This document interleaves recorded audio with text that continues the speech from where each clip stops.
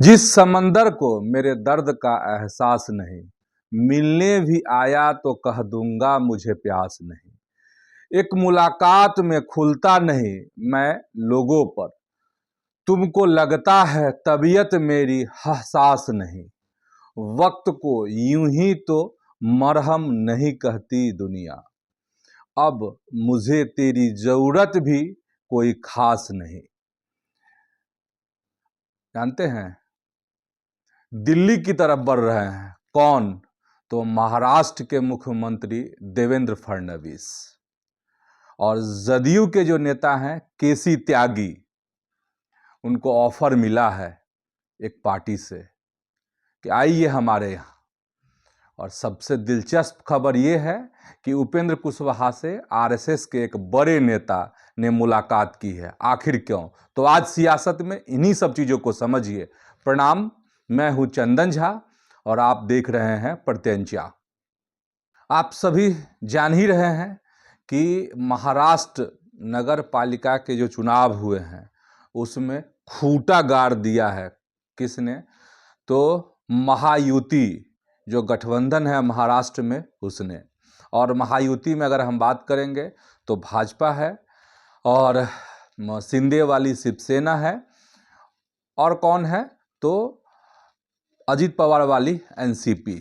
हाल बेहाल हो गया है ठाकुर बंधुओं का। उद्धव ठाकरे और राज ठाकरे जो हैं बरसों बाद जो हैं साथ आए थे, हाथ मिलाए थे, लेकिन इनके दाव पेच और इनकी दोस्ती यारी कहीं काम नहीं आई और 29 नगर निगमों में से 24 पर जो है भाजपा का कब्जा हो गया है। अब लाज किसी ने अगर अपनी बचाई है तो कांग्रेस ने कुछ जगहों पर, और AIMIM मतलब ओवैसी की जो पार्टी है उसकी भी लाज बची है, कुछ जगहों पर अपनी धाक जो है दिखा दी है। तो खैर चलिए, हम आंकड़ों की बात नहीं कर रहे हैं क्योंकि हम जिस समय रिकॉर्ड कर रहे हैं वहाँ अभी मतगणना जारी है। हम आपको उस धाक की बात करने वाले हैं जिसका असर भारत की सियासत पर होने जा रहा है, जिसका असर दिल्ली की सत्ता पर आने वाले समय में हो सकता है और भाजपा के कई धुरंधरों को इसका सामना करना पड़ सकता है। हम उस सियासत की बात करने जा रहे हैं, उस धाक की बात करने जा रहे हैं, उस शख्स की बात करने जा रहे हैं, और वह कोई शख्स है जिसकी आज बहुत चर्चा है। तो वो है महाराष्ट्र के मुख्यमंत्री। कौन? तो देवेंद्र फडणवीस। कैसे धाकर नेता बनते जा रहे हैं देवेंद्र फडणवीस, और दिल्ली की राह पर कैसे कदम उनका तेजी से अब बढ़ता चला जा रहा है। अगर हम बात करेंगे नगर निगम के चुनाव की जीत की बात तो हमने कर ही ली है।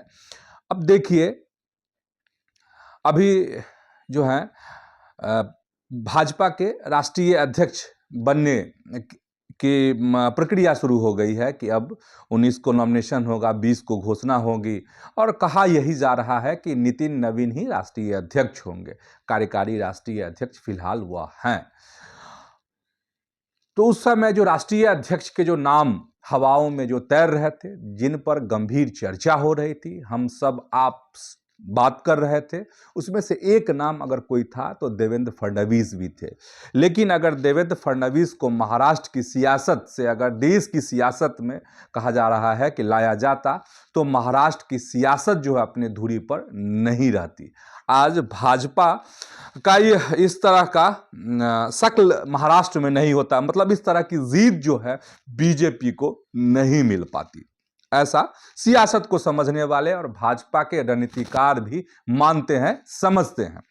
अब समझिए कि महाराष्ट्र की सियासत की बात करेंगे तो जानते हैं एक धाकर नेता और है महाराष्ट्र में। वो है कौन? तो नितिन गडकरी, जिनकी चर्चा समय समय पर होती रहती है, और केंद्र की जो मोदी सरकार है उसमें वह हैं भी, मंत्री हैं भी, और कई बार कहा जाता है कि वो रुष्ट हैं, कभी कहा जाता है कि वह संतुष्ट हैं। खैर, उस पर अभी जाने की ज़रूरत नहीं है हम सबों को। लेकिन आप मतलब महाराष्ट्र का कोई बड़ा एक शख्स है बीजेपी में तो वो नितिन गडकरी हैं।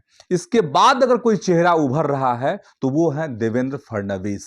और हम ऐसा इसलिए कह रहे हैं क्योंकि आप गौर किए होंगे, चाहे देवेंद्र फडणवीस सत्ता में रहे हों या फिर विपक्ष में रहे हों, उन्होंने भाजपा को मजबूत करने की हर वह रणनीति अपनाई जो एक समझ सकते हैं लीडर का जो काम होता है, एक जो नेतृत्वकर्ता का जो काम होता है, उसको बखूबी अंजाम दिया है देवेंद्र फडणवीस ने।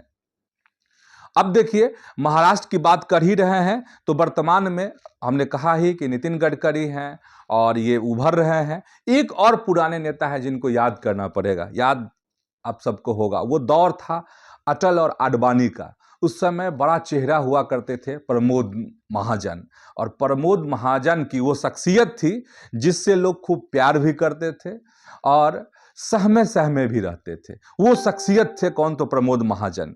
प्रमोद महाजन दुनिया में रहे नहीं, महाराष्ट्र की सियासत में एक शून्यता नजर आई। बाद में नितिन गडकरी उसी तेजी से उभरते हैं और अब जो है बहुत तेजी से कोई अगर उभर रहे हैं तो वो हैं देवेंद्र फडणवीस, और उनके कदम जो हैं एकदम जो दिल्ली की तरफ बढ़ रहे हैं।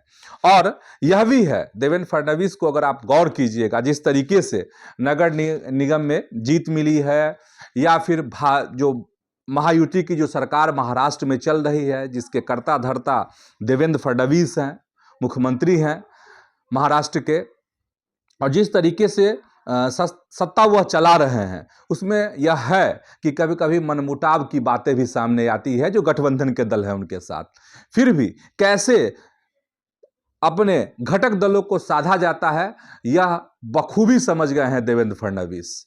तो खैर चलिए, राष्ट्रीय अध्यक्ष तो पूरी संभावना है कि नितिन नवीन ही बनेंगे, लेकिन अब जो आगे की लड़ाई होने वाली है वह हम आपको बताना चाह रहे हैं। अब जो आगे की लड़ाई है वह क्या होगी? अब लड़ाई जो है अंदर खाने भाजपा में आप कह सकते हैं कि पर्दे के पीछे है कि नरेंद्र मोदी नहीं तो कौन। मतलब अगर भाजपा को अगला पीएम बनाना हो, 2029 में जब लोकसभा के चुनाव होंगे, फिर देश में सरकार बनेगी और भाजपा फिर से सत्ता में आती है, तो कौन होगा चेहरा, कौन पीएम बनेगा? क्या हमेशा अब जब तक इस धरती पर हैं तब तक नरेंद्र मोदी ही पीएम बनेंगे, प्रधानमंत्री होंगे इस देश के, भारत के? तो नहीं, आगे की रणनीति बन रही है और बहुत तेजी से बन रही है।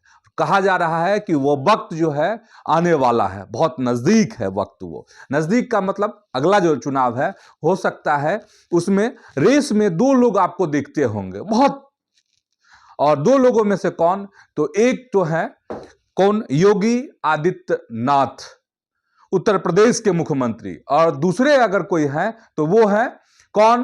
तो गृह मंत्री अमित शाह। ये आपको दिख रहे होंगे।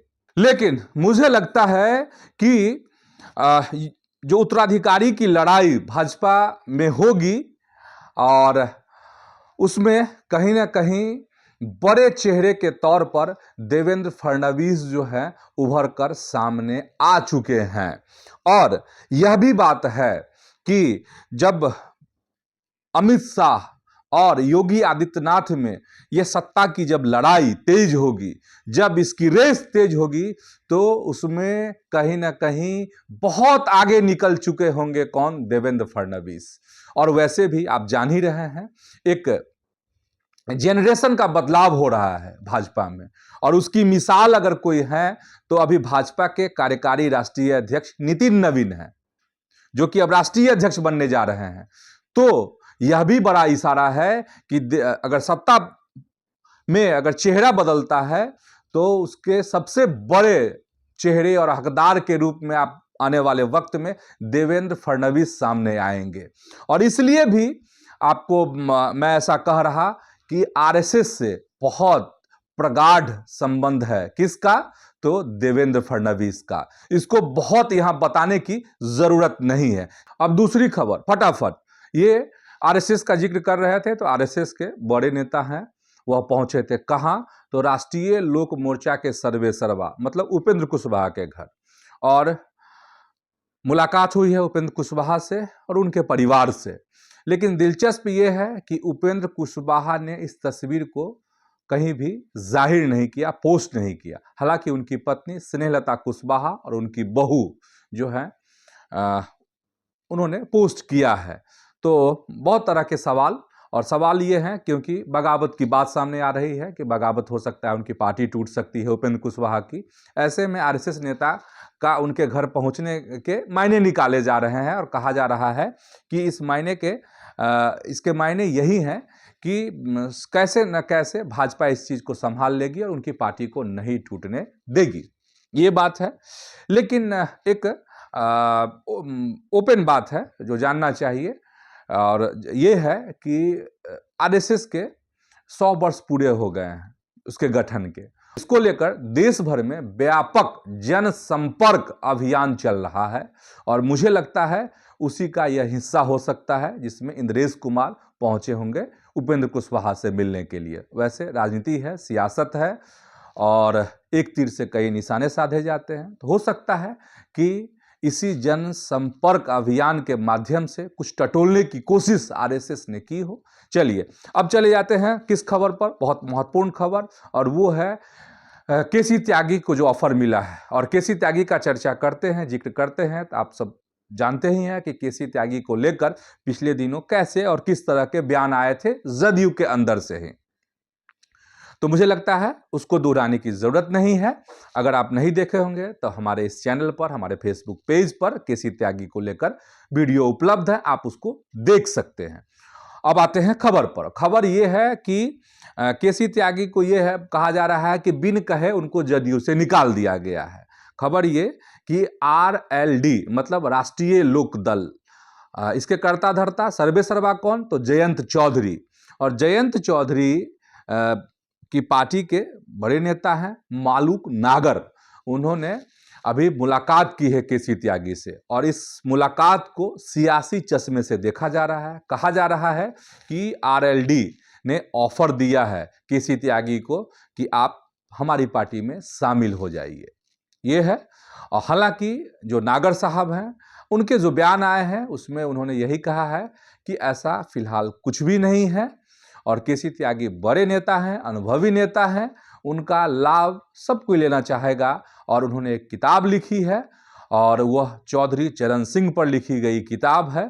तो इसी वास्ते हम उनसे मिलने गए थे, बात करने गए थे और उनके जो अनुभव है उसके लाभ कैसे युवाओं तक पहुँचे, कैसे किसानों तक पहुँचे, इसको लेकर हम उनका मन समझने गए थे, उनसे बात करने गए थे। लेकिन सियासी इशारा बहुत कुछ कह रहा है और यही कह रहा है कि क्या अब आरएलडी के साथ चले जाएंगे केसी त्यागी। क्या होता है देखिए, इंतजार कीजिए। फिलहाल आज के वीडियो में इतना ही और आप सबसे आग्रह, प्रत्यंचा को यूट्यूब पर सब्सक्राइब कीजिए, फेसबुक पर जो है पेज को सबसे पहले फॉलो कीजिए। वीडियो अगर अच्छा लगा हो तो लाइक कीजिए और शेयर भी कीजिए। आज इतना ही, धन्यवाद, प्रणाम।